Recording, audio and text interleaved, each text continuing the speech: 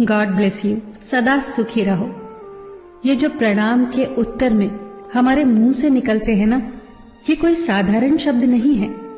ये दुनिया के सबसे कीमती शब्द हैं।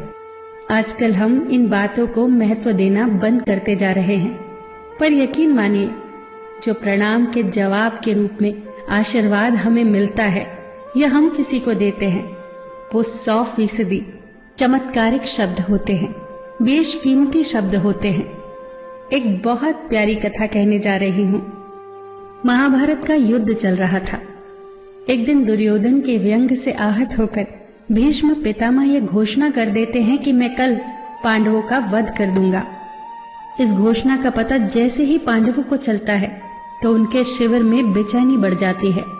सभी को भीष्म पितामह की क्षमताओं के बारे में पता था, इसीलिए सभी अनिष्ट की आशंका से परेशान हो जाते हैं। तभी श्री कृष्ण द्रौपदी से कहते हैं, तुम अभी मेरे साथ चलो। श्री कृष्ण द्रौपदी को लेकर सीधे पितामह भीष्म के शिविर में पहुंच जाते हैं। श्री कृष्ण स्वयं तो शिविर के बाहर खड़े हो जाते हैं, पर वो द्रौपदी से कहते हैं कि अंदर जाकर पितामह भीष्म को प्रणाम करो।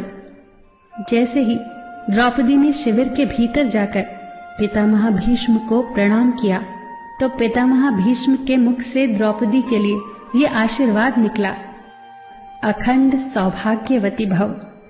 जैसे ही ये आशीर्वाद उनके मुख से निकला, उसी क्षण उन्हें स्मरण हो आया कि आज ही तो उन्होंने पांडवों के वध की घोषणा की थी और स्वयं ही उन्होंने द्रौपदी को अखंड सौभाग्यवती रहने का आशीर्वाद दे दिया।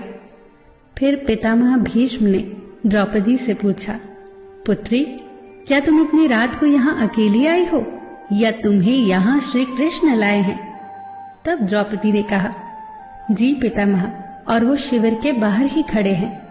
शिविर से बाहर निकलकर दोनों ने एक दूसरे को प्रणाम किया और पितामह भीष्म ने कहा, मेरे एक वचन को मेरे ही दूसरे वचन से काटने का काम केवल कृष्ण ही कर सकते हैं।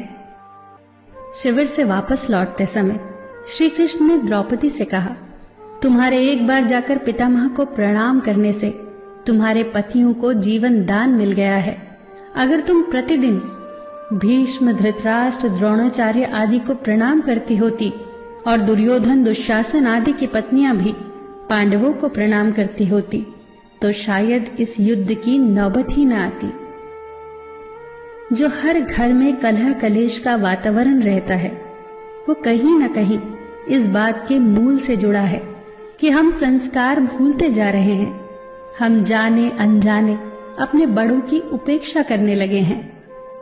याद रखना कि हर चीज पैसे से खरीदी नहीं जा सकती, और ये भी याद रखना कि हर बात का जवाब गूगल से नहीं मिलता। उसके लिए बुजुर्गों के पास भी बैठना पड़ता है। शरीर की खुराक के साथ साथ हमारी आत्मा को भी खुराक चाहिए, जो संस्कारों से हमें मिलती है। हम भूलते जा रहे हैं आशीर्वाद के महत्व को। आशीर्वाद एक कवच की तरह होता है जो हर बाधा से हमारी रक्षा करता है। कितनी सुंदर बात कही है किसी ने।